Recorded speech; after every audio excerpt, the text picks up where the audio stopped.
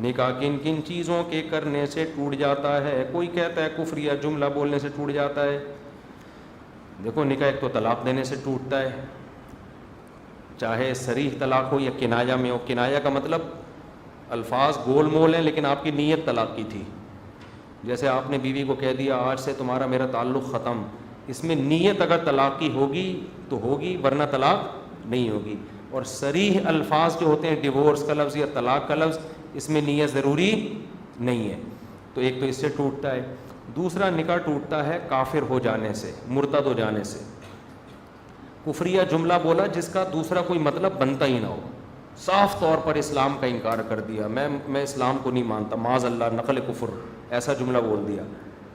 یا اسلام کے کسی حکم کا مذاق اڑایا بالکل واضح لفظوں میں, اس میں فوراً فتوی بازی نہ کر دیا کریں, بالکل صاف پتہ چل رہا ہے کہ یہ اسلام کو نہیں مانتا, تو مرتد ہو جائے گا تو بھی اس کا نکاح ٹوٹ جائے گا. یہ ختم نبوت کا انکار کر دیا.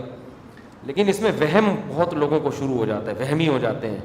تو وہمی نہ ہو جایا کریں, پھر تنگ کرتے ہیں, میرے میاں نے یوں بول دیا تھا تو کافر تو نہیں ہو گئے, میرے میاں نے, وہ پاگل ہو جاتے ہیں, ہمیں بھی پاگل کر دیتے ہیں.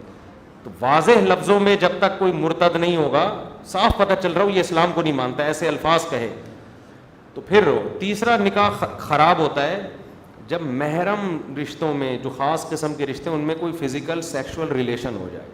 خدا نخواستہ ساس اور داماد کا ریلیشن ہو گیا, سسر اور بہو کا ریلیشن ہو گیا, اس سے بھی میاں بیوی کا رشتہ کیا ہو جاتا ہے؟ خراب. شریعت کا اصول ہے کسی عورت سے آپ کا سیکشول فزیکل ریلیشن ہے تو اس کی ماں اور بیٹی سے اب آپ کا ریلیشن نہیں ہو سکتا. تو جب اپنی بیوی کی ماں سے ریلیشن ہو گیا تو اب اس کی بیٹی سے وہ کیا ہو جائے گی؟ حرام. وہ تو ساس تو پہلے ہی حرام تھی, بیٹی بھی حرام ہو جائے گی. اسی وجہ سے ہم کہتے ہیں کہ بہو اور سسر کو تھوڑا ریزرو رہنے کی ضرورت ہے. عام طور پہ تو نہیں کہہ سکتے, لیکن بعض گھروں میں ایسا ہوتا ہے سسر صاحب بہو سے ہاتھ ملا رہے ہیں, یہ غلط ہے.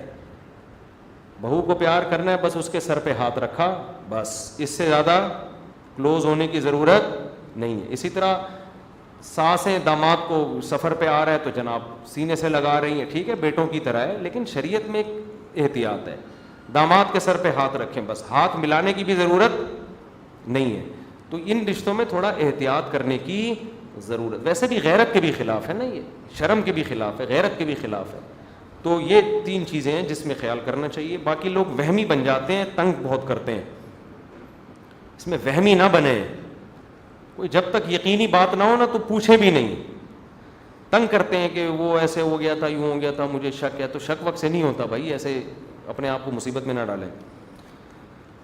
اتنے آرام سے نکاح نہیں ٹوٹتا جتنا لوگوں نے بنا لیا, جب تک توڑیں گے نہیں. ایک صاحب نے مجھے کہا کہ میری بیوی نے مجھے بھائی بول دیا ہے. میں نے کہا تیری بیوی تو تجھے 100 دفعہ طلاق بھی دے دے تو نہیں نکاح ٹوٹتا, عورت کے کہنے سے تھوڑی ہوتا ہے.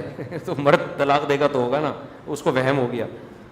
تو ایسے تو ہر عورت جس نے شوہر سے جان چھڑانی ہو بھائی بول کے پتلی گلی سے نکل لے. وہ کیا خیال ہے, عدالتوں میں کی ضرورت ہی نہیں ہے پھر. تو ایسا نہیں ہوتا. آزاد کے لفظ میں لوگ بہت وہمی ہو جاتے ہیں.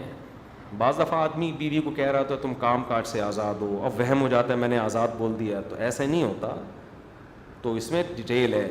تو وہمی نہ بنے بس, اور بالکل بے احتیاطی بھی نہ کریں.